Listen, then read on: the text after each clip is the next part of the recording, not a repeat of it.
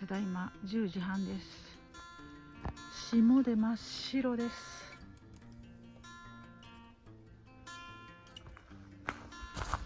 霜真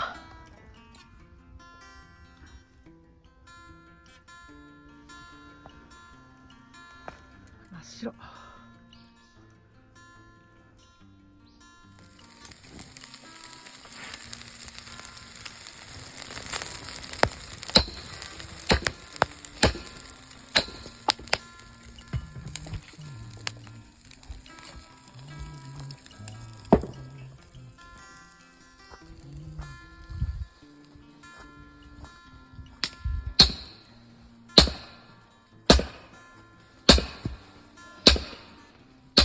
ともちゃんにもらったストーブ活躍してます。